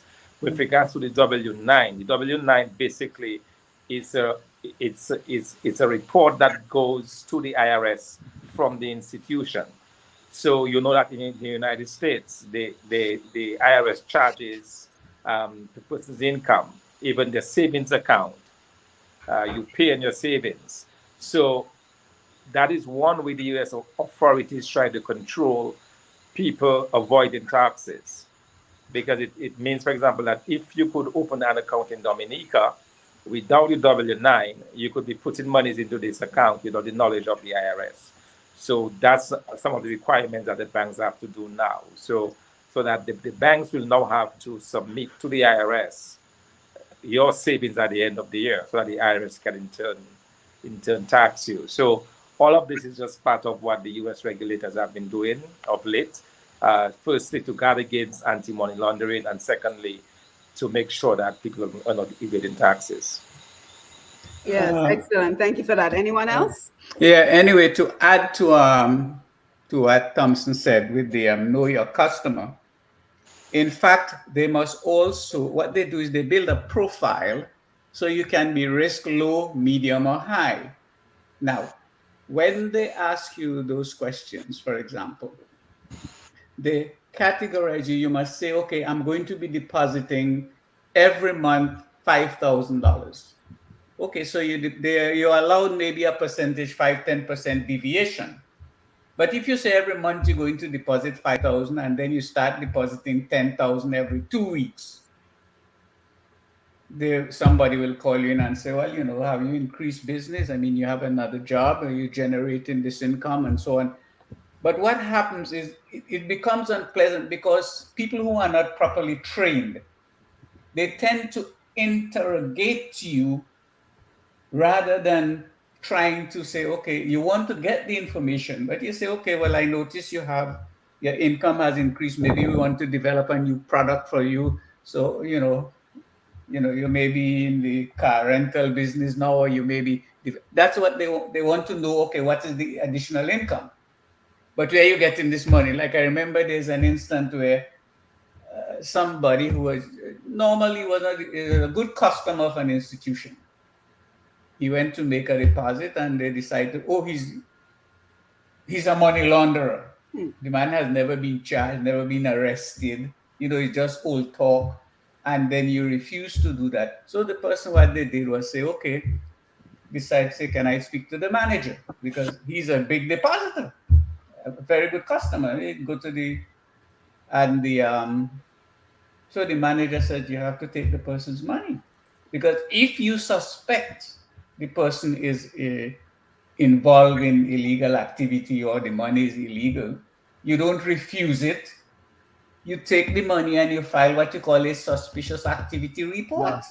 Yeah, SDR, yeah. And you must have a policy on preparing and filing the report. That is another thing that I find there's an absence of the understanding of that whole thing. There must be a process. You must decide who files it and who has the access to the information. You may not have to tell the manager, well, John Brown, we file a suspicious activity report for John Brown, but you must provide the general manager and the board with a report that says for this month we filed 2 suspicious activity reports. That is the sort of thing that they don't do. And they interrogate people, so it goes as it's intimidating. But this thing has gone on, and it is because of correspondent banking that these things came by. Mm-hmm. Because there was a minority report by Mr. Levin, who was then in the Senate banking report, sometime in 96, 97, somewhere about there, where they did this thing and they found out that there was a lot of money laundering going on, not at the US bank, but at their correspondent in the different islands or countries. Now, the other thing that I'm concerned about, is how that the absence of these international banks is going to impact migrant transfer. I don't know whether in our composition of our GDP, whether we factor in migrant transfers. Maybe because we don't do it to that extent, because our migrant transfer comes in the form of barrels. Now, I recall when the previous administration was in office, they had suggested to persons it would be more beneficial to the individual and to the economy at large if they would send the money instead of buying goods and sending a barrel. And the administration who was in opposition at the time, they are now there. Oh, they don't want you there. We won't charge you on the barrel. We won't charge you to send your barrel in, because they didn't have the foresight to understand the concept of migrant transfer. Now, if you notice, the Santo Domingans, the Haitians, the Chinese, they don't send barrel, they send money. You know what is the migrant transfer figure for Mexico and the United States? It's in the billions. Yep. The Mexicans remit billions of dollars to Mexico. It goes into the economy, it helps the economy. So I wanted to see how would that, the absence of these foreign banks figure into things. The other thing with this, with the FCIB, there are three things I would consider. First of all, why did the NBD not go into it? They may have done their due diligence and found that the non-performing loans or the bad loan was very high. Or they may not have the funds to purchase the assets. Or they would need to have a different structure. For example, what the National Bank, I think, because they had to increase their capital some time ago, because of this same problem, they didn't let people know, but because of the non-performing loan, the level of non-performing, they had to increase their capital. So, and even the credit unions had to do it by way of now telling people they're buying additional shares, but it's actually raising their capital. Okay. So these are some of the issues. So if the National Bank could change its structure, they could have a bank holding company. So it would give them more things to raise capital. There's an Eastern Caribbean Stock Exchange. They could trade the shares on the Eastern Caribbean Stock Exchange. The other thing is that I don't find our private sector are very entrepreneurial, because they claim they have a lot of money. They do have a lot of money. So why don't they? These are things for the private sector. The other day, the government had a $56 million overdraft. It went to $150-something million. Mm-hmm. How could the board of directors sit down there and allow you to exceed your limit by $100 million? The whole board should be fired. The whole bank should be fired. But they don't do these things. And then when they get one of the international agencies commenting or suggesting that they do something, they say, oh, it's because they're little island and they're beating on them. Instead of use an opportunity. Challenges present opportunities. And they don't want to do these things because this housing option with the CBI program. Remember, real estate, car dealerships, these are some of the largest avenues for money laundering. Mm-hmm. And I notice in Dominica, they don't have anybody categorized as high risk or anything or anybody. Yeah, thank you. Yes, thank you, Mr. Robinson. Thank you so much for your contribution. Mr. Corbett, let me come over to you. Anything you want to comment on with regards to the Facebook Live comments or just in general? Our time is very quickly coming to an end, so you may also want to use this as an opportunity for your final thoughts as well. You're muted. I'm muted here, but I think Louis and Thomson covered most of the salient points that I would comment on. Mm-hmm. I think there is one thing we've got to remember is migration. People move around quite easily. Right. And nowadays you have 2 free passports. You can be in one country here, another country here, and just bring money around. So the entire system has changed. The banking system cannot cope with all this lack of regulations or excess regulations in what way shape or form you put it. Documentation is very important from the standpoint of ensuring that they're meeting the standards that are established. These standards are lacking. So back to the whole thing about NBD and a question, I'm not privy to all what I'm hearing Louis talking about as to why they might. I think there are 3 reasons why. I believe they probably didn't have the funds available, or someone say, listen, it's not the best interest of the bank, or we don't have any appetite for it right now. The economy is not growing fast enough, and we have excess liquidity, and we cannot really unlend. And therefore, we have to now concentrate on more. The bank become a more fee-based bank as opposed to an interest-based bank. Yeah. Mm-hmm. Okay. Yep. Thank you so much. Thank you And very one much. thing, Yes. if I just may comment a little bit, somebody said that we don't have laws. That is incorrect, because I know the previous administration had developed banking regulations. The problem is that when the offshore sector, they had established the basic things for these sorts of stuff. And instead of this administration going forward and enhancing those, or to meet with the movement of the institution, instead of expanding the sector, because the offshore sector, they don't take deposits from locals, but they can use those funds for development in the community. And so there were legislation, there were laws, because I looked at them, the way the process, and so, but some of the persons who were administering those things did not implement those laws effectively. They did not. They decided to do it, at their own will. If they feel like doing it, they did it. If they like somebody, they did it.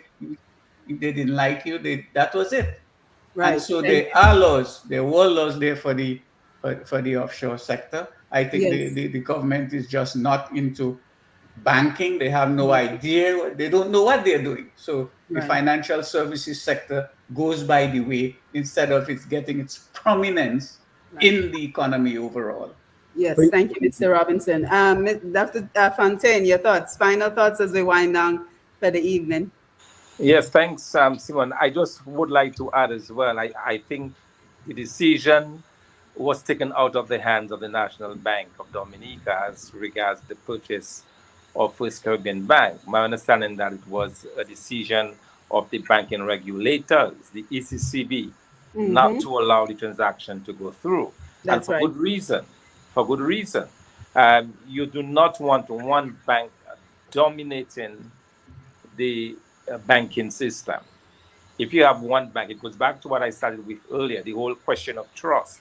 If there is one bank dominating, and especially a bank where there is a lot of political interference, you're going to have a problem, because very soon this bank is going to be making decisions not based on sound economics or sound business practices, but they're going to be making decisions based on politics. And then you're going to have a problem. This bank has a great potential to fail in those circumstances. So I think in the ECCB's wisdom, and I know because I train the central bankers in the Caribbean, in Asia, all over the place. That's one of the things that you look for. You want to see how these banks will behave given a particular position within the whole banking structure. So it was a wise thing to do. It was a prudent decision not to allow the National Bank to go through with that decision to purchase First Caribbean Bank. As Ron said, allow another bank to come in, allow another independent bank to come in so that you can have competition. After all, we talk about a free market. The beauty of a free market is that it allows competition. As soon as you begin to constrain competition, as soon as you begin to give one bank the upper hand over the other, then you have problems. It no longer becomes a question of business or economics, it becomes a question of politics. And I'm very happy that that decision was made.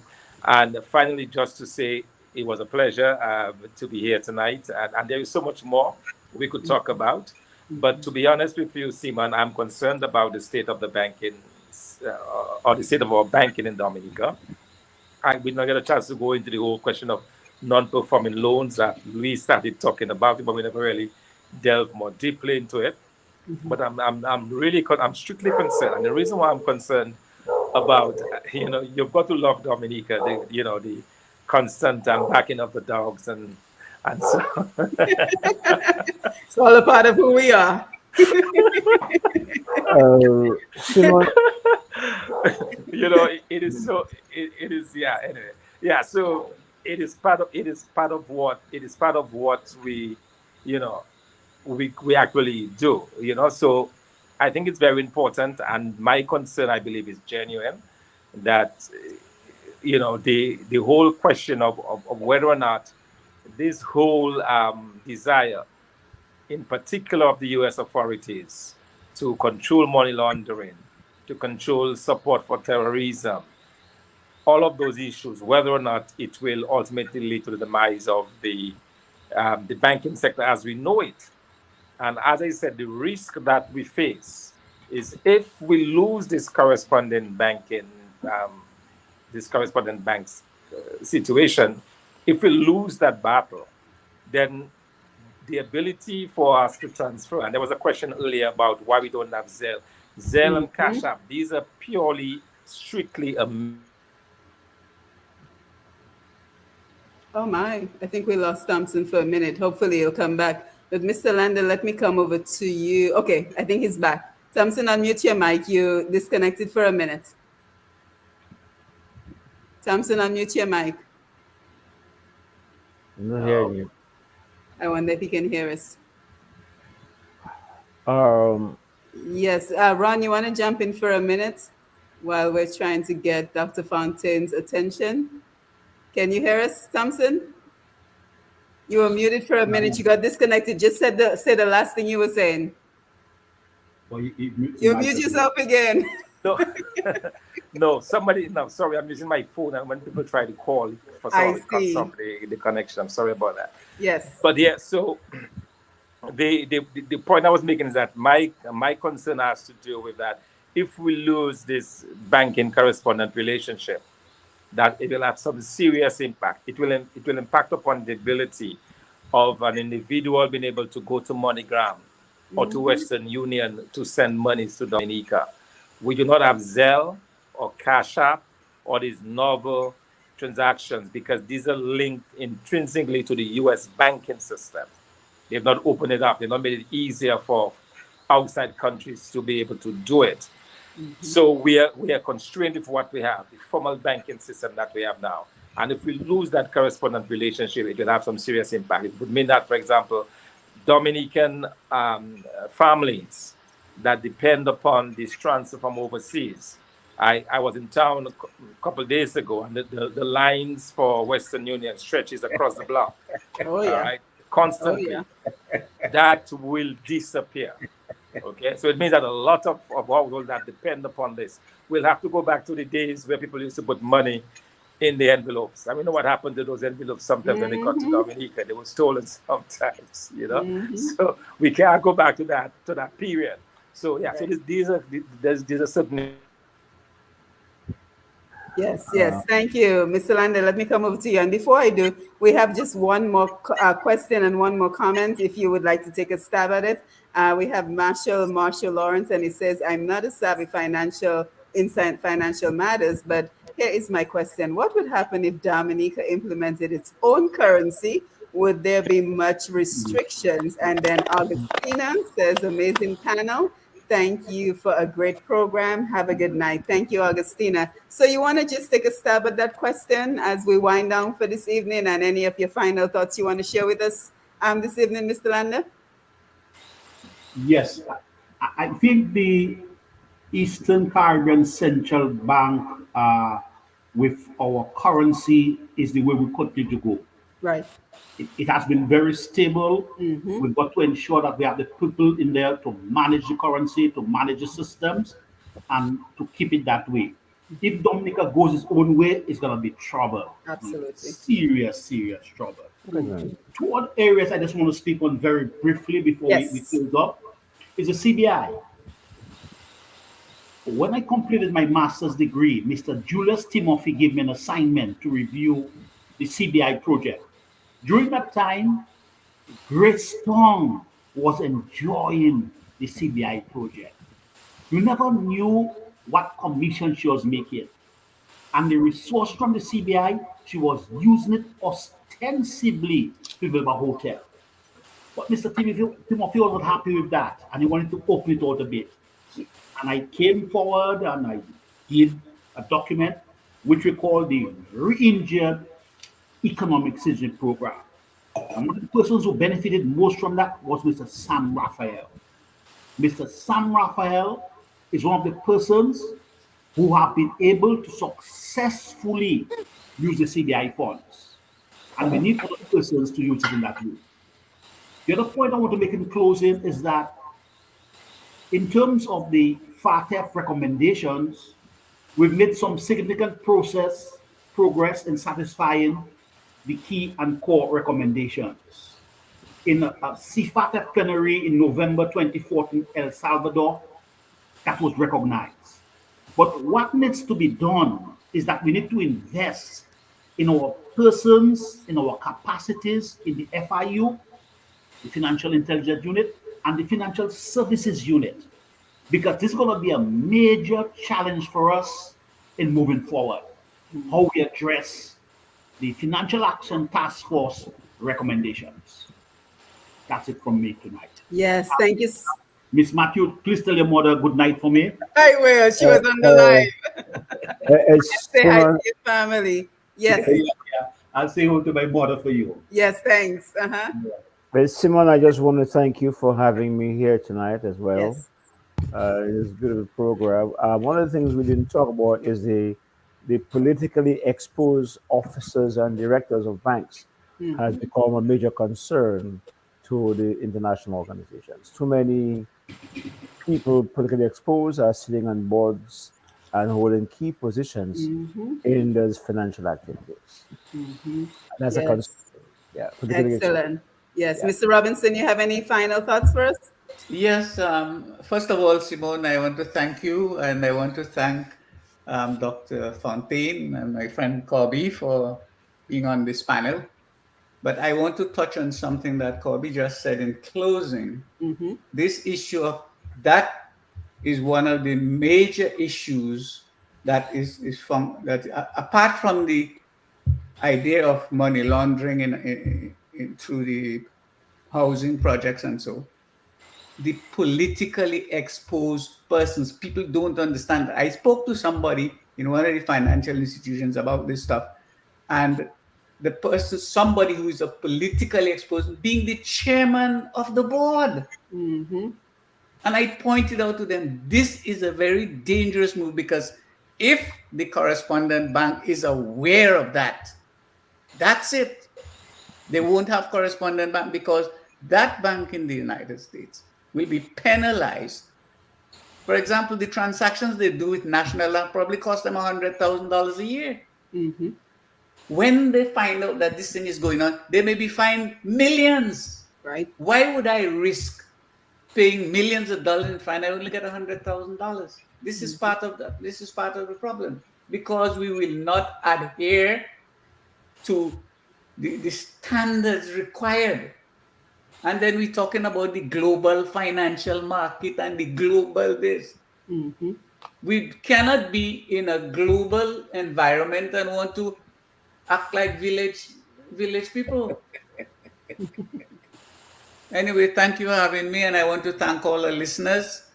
And I'm glad for the opportunity. Yes, Mr. Robinson, and thank you, and Dr. Fontaine, Mr. Corbett, Mr. Lander, for all your wonderful contribution. Hermelina Watson Duvany, Auntie Hummy says, say hi to your mom, Mr. Lander. Carl Kofi.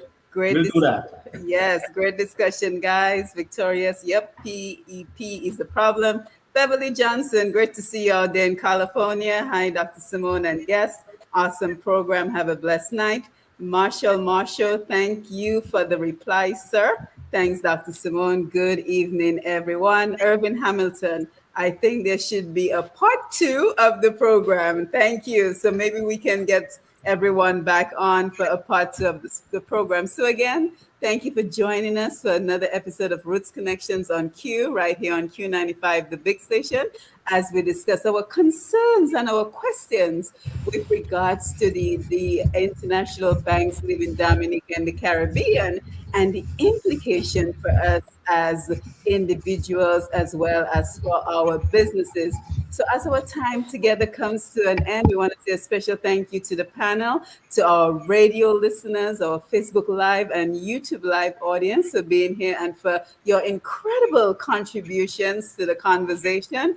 We want to say good evening to Mr. G, the Q95 family, DJ Shan, who was on the console, as well as Mr. Sherwin Norris for keeping us connected. So as the world continues to change, continues to evolve, we will continue to explore these changes right here on Roots Connections. We will continue to tap into our experts, our human resources, and make every effort to reverse that brain drain, the opportunities where all our experts are now off the island. With technology, now we have the ability to bring our experts back as we make contributions to conversations of national importance. So we will continue to explore concrete and practical economic opportunities for financial independence and how we can provide hope and aspiration for our young people, especially for our young people who are looking for guidance, who are looking for inspiration as they as well chart their own path in this world. So again, I want to thank you for being here. Don't forget, mark your calendar. We will be back August 24th for another engaging conversation and another important topic of relevance to the development of Dominica. So don't forget, keep it locked to Q95 FM for the best in programming and to visit Q95DA.com for past episodes as well as live programming. Remember to follow Q95 FM Radio and Push Past 10 on Facebook. And for more information of how we continue to build our international village, our global community of Dominicans who are ready to work beyond our borders, ready to come together for the development of our country, you can visit my page at pushpast10.com. Again, that is pushpast10.com. So again, I want to say good evening. Thank you for being here. The panel, you can unmute your mics as we say good evening to everyone and farewell. So thank you for being here. Thank you for being here, everyone. Let's see, final comments. Claralyn Warrington, thank you all. May God bless you. And Didier, as a banker, I can relate. Was a great show. Petter Sweeney, Ronald, great and current information. Wonderful program. So, gentlemen, thank you for being here. Have yourself a wonderful evening, a great night, and hopefully we'll do it again another time. Thank you and good night.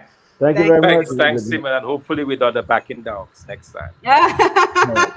That's okay. Add it to the ambience. Good night, everybody. I enjoy the mental intercourse. Yeah. Thank you, Simone. Thank you, guys. Appreciate it. Thomson. Yes. Thank you, guys. All right. Have a good night. Landa, give me a call sometime, now. Okay, Louis. Okay, Louis. I'll do that. If you're in the area, we're signing up. You can get my number from Loftus or Matt or anyone else. I'll do that. All right. Thank you, guys. Good night. Good night. Right. Good night. The best athlete on literally every team I played on, for every sport I played. Brianna had this passion since she was a young girl and watched the 1980 Olympic Games. And my mom and dad, to their wisdom, I guess you could say, they didn't poo-poo it. They supported me.